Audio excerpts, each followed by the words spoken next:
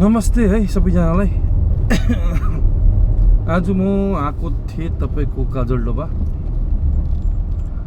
अनि गेस्टसँग चाहिँ भिडियो बनाउन सकिनँ किनभने गेस्ट चाहिँ निकै बोरिङ गेस्ट लाग्यो। अन्त उनीहरूसँग पनि मलाई भिडियो बनाउन मन लागेन। त्यसै भएर आज मेरो ब्लगमा म एक्लै छु जर्नी गर्दै गरेको है। अन्त अल्छी लागेर चाहिँ मैले बनाएन गेस्टसँग भिडियो। आजको थिएँ गाजलडोबाबाट फर्किँदैछु, बाटोमा एक्लै छु हो। अनि आज मेरो छोराको इक्जामको रिजल्ट छ। मेरो बुढी गइरहेछ रिजल्ट ल्याउनु। अब पास हुन्छ फेल हुन्छ, अब कस्तो हुँदो रहेछ हेरौँ। अन्त छोराको रिजल्ट छ। अब मैले टाइम पनि आज पाएको छु निकै नै है। त्यसै गरी म आज जान्छु छिटै घर गएर अरूभन्दा पनि छोराको आधार कार्ड बनाउनु पर्ने छ मैले आज हो। उता मिलाइरहेको छु। अब म यहाँ सिधै जान्छु आधार कार्ड बनाउनु। आधार कार्ड बनाइसकेर फर्स्ट हेर्छु रिजल्ट। म घर पुग्दासम्म बुढी पनि घर आइपुगिसकेको हुन्छ हो नानीलाई लिएर। रिजल्ट हेर्छु, रिजल्ट हेरेर पश्चात म त्यहाँबाट जान्छु नानीलाई लिएर ब्याङ्क शिव मन्दिर। एउटा ब्याङ्कमा बनाउँछु अरे आधार कार्ड। अस्ति कुरा गरिरहेको छु 2-2:30 बजी तिर आउनु भनेको थियो मलाई। त्यसै भएर म जाँदैछु अब हो। नानीको आधार कार्ड बनाउँछु।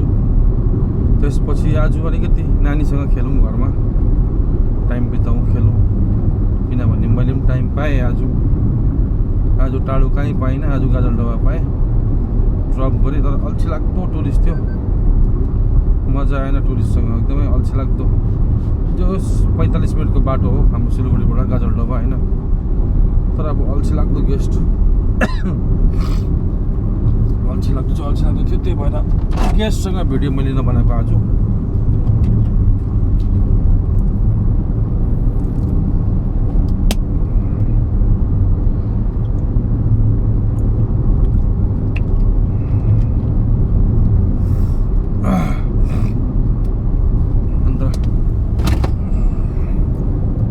यस्तै हो हाम्रो कामहरू है। यताउता घुम्नुपर्छ, 10 थरीको मान्छेसँग भेट्नुपर्छ।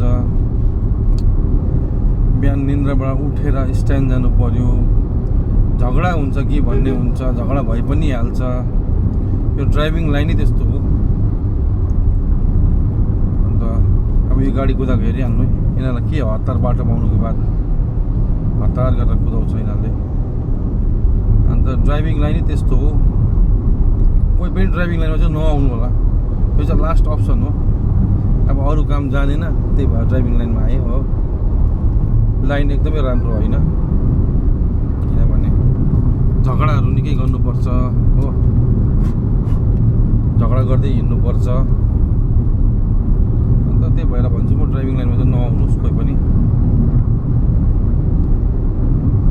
अब सिलगढी यस्तो ठाउँ हो कि जसले एउटा कहावत छ नि, जिसका शक्ति उसका भक्ति, त्यही हो। झगडा गएर लडेर डटेर बस्यो भने चाहिँ यताउता गर्नु पायो हो। नत्र भने चाहिँ साह्रो छ, एकदमै साह्रो छ। अन्त अब हेरौँ, भोलिदेखिको 3 दिनको टुर छ। 3 दिनको टुरमा जाने कुरा चल्दैछ। अगर 3 दिनको टुरमा गयो भने तपाईँहरूलाई म बिहानको कञ्चनजङ्घा कस्तो देखिन्छ भनेर लाइभ भिडियो हाल्छु। बिहान 4:30-5 बजी हेर्नुहोस्। तपाईँले पनि कञ्चनजङ्घाको दर्शन लिनुहोस्। के कसो लाग्छ है, लाइक कमेन्ट गर्नुहोस्। अरू त के भन्नु, 3 दिनको टुरमा म जानु त कहीँ होइन, दार्जिलिङै हो। तर एक दिन सायद मिरिक बसाइ हुन्छ होला हो। मिरिक बस्यो भने गोपालधारामा बसाइ हुन्छ। गोपालधाराको पनि भ्यू देखाउने छु। हेर्दै गर्नुहोस्, तपाईँलाई के कसो लाग्छ भन्दै गर्नुहोस्। आजको लागि चाहिँ यति नै हो है, किनभने टुरिस्ट पनि छैन। आजको लागि यति नै हो, हेर्दै गर्नुहोस्। र मेरो च्यानल पनि छ तपाईँको युट्युबमा, मैले खोलेको छु राजु उपाध्याय भनेर। त्यसलाई पनि जानुहोस्, त्यसलाई पनि सब्सक्राइब गरिदिनुहोस् है। अरू त्यति नै हो आजको लागि। बाई बाई सबैजनालाई।